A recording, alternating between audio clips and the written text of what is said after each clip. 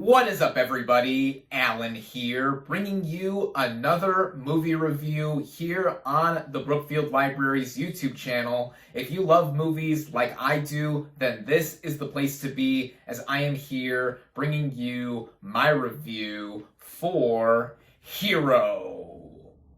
Now, the plot of this wuxia film, which is Chinese for martial heroes, basically takes place during ancient China, specifically in 227 BC, as it follows a nameless Qing prefect, played by Jet Li, who sets out to meet the king of Qing, played by Chen Daoming. Little does the king know, though, that the prefect is there to assassinate him. Now, if you've been keeping up with my reviews here on this channel, then you would know that a few weeks back, I saw and reviewed Nejia, a Chinese animated film where its title character is based off of an actual character from Chinese mythology. And after seeing and being fascinated by what was presented here, I decided to see and review another movie that this time is based on an actual event in ancient Chinese history, and that would be 2002's Hero, which is co-written, produced, and directed by Zhang Yimou, who is a famous filmmaker in his native country. Now, to give a bit of background on this film, it was, upon its initial conception, the most expensive Chinese film ever made, but it instantly paid off, as upon its initial release in October of 2002, it became one of China's highest grossing films and was eventually picked up for distribution here in America by Miramax. However, its US release was delayed by almost 2 years, but it took one Quentin Tarantino, one of my favorite filmmakers, to have it happen in the end. He had previously worked with Miramax. They were the ones who collaborated with Tarantino in having his first few films get made and released, and he was eventually able to convince them to have it open in American theaters. And like in China, the movie saw success here in the US, as it is the first Chinese language film to place #1 at the US box office, where it stayed for 2 consecutive weeks. The movie would also end up getting nominated for the then named Best Foreign Language Film Oscar, which has now been renamed this year to Best International Film. So a lot of success has been attributed with Hero. But why is that? Well, let's start out with the cast and their performances. Starting out with Jet Li as the nameless assassin who sets out to kill the king of Qing. This guy is known worldwide as one of the greatest martial artists in the realm of visual media. And here, he exemplifies that in full force, as just the way his physicality is shown off on screen shows that he is a literal master of martial arts, and the restrained emotion that he shows on screen as somebody who has some backstory before he ends up going out to murder the King of Qing is something that is developed all across the movie, especially in how it is structured.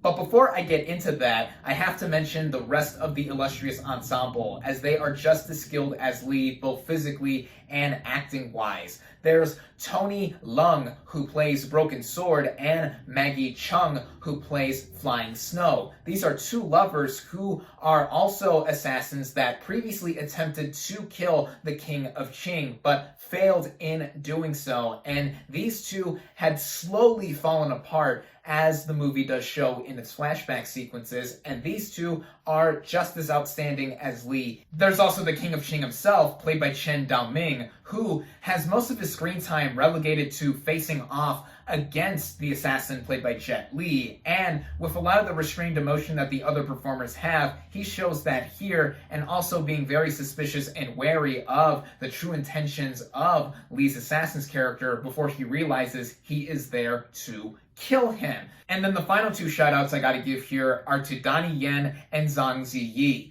Yen plays Long Sky, another assassin who Jet Li's Nameless claims to have defeated prior to meeting the King of Qing. As of late, Yen is famous to many audiences around the world as being a part of the Ip Man movies and in Rogue One, a Star Wars story, where he played Chirrut Imwe. And here he shows off, like in those films, how much of a master he is with how he fights on screen. And then with Zhang Ziyi, she plays Moon, the loyal apprentice to Broken Sword, and like Yen and a bunch of other actors here, she is known internationally for other Chinese productions, such as 2000's Crouching Tiger, Hidden Dragon, which she did before Hero, and after both of those films, she would be in 2005's Memoirs of a Geisha, cementing how she is known around the world over for her skill as not just an actress, but also as a martial artist, as here, she is basically up to snuff like the other performers in this film, with everybody doing an outstanding job. What's also outstanding about this film is the way it's written and structured. The way this movie is set up is rooted in ancient Chinese history, as it's based on the actual assassination attempt of the King of Qing back when this movie does take place. And once we see the nameless assassin reach the palace where the King of Qing is at, we are met with a series of flashbacks that have him explaining how he ended up being before the King of Qing, before his plot unravels and it is revealed that he is indeed there to murder him. Throughout these flashback sequences, we are also treated to the movie's visual poetry, and it makes it even easier to follow to what is happening between the dialogue and the actions of the characters. The movie on a production level is jaw-droppingly gorgeous. When we see different sequences play out, they are attributed to different colors so that we are able to tell what is going on in differentiation with other moments of the film. For example, one flashback sequence takes place at a calligraphy school, and the costume and production design is drenched with the color red, like on my shirt here, and throughout the rest of the film, when we get into different settings and moments, other colors like yellow, green, and blue are used to such a visual vibrancy. This is also in connection to how the action plays out, as this film has cutthroat choreography while offering copious amounts of color in between, to where the flow and the rhythm and the rhyme of the characters jumping up and down, slashing swords at each other, and just doing whatever in their elegance while fighting come off as something simply bodacious. In everything coming together, this is one of the most beautiful movies I have ever seen. This is all mostly credited to the man behind the camera, Zhang Yimou, who has a true eye for showing us the historical significance of this story and how he is a master of the wuxia film genre in bringing us everything that a martial arts fan would want out of a movie like this. And going into the rest of the technical elements of this film, the way it is shot and showing us the lush actions on screen, it's always so visible. The way it is strung together through editing, and even the music by Tan Dun backs up the emotion and the overall sprawling feel that this movie has in its 100-minute running time, which feels so well paced throughout. If I had to mention anything in the way of issues, I will say that the first action sequence that we see between Jet Li's nameless character and Donnie Yen's Long Sky, while it was a true showcase for what this movie was going to offer with all the other action sequences and how masterfully it was done,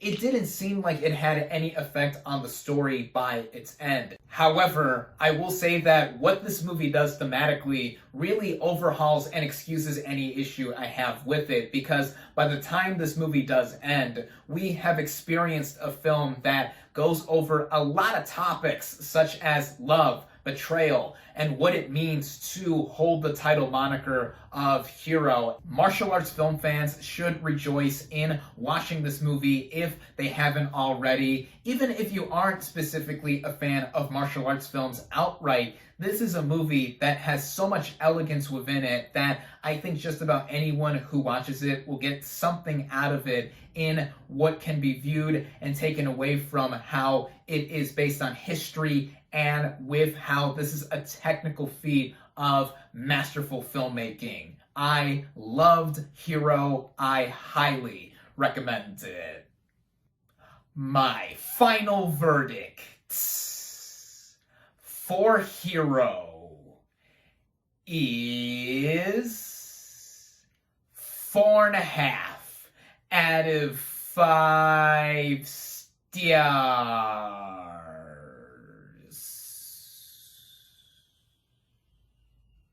If you enjoyed my review and would like to check this film out, be sure to do so on Hoopla, among other platforms where it is available. Until then, though, thank you all, as always, for watching. Be sure to like this video, comment on what you thought of Hero. Social media links for the Brookfield Library in the description. Subscribe to the channel for more, and I'll catch you on the next movie review.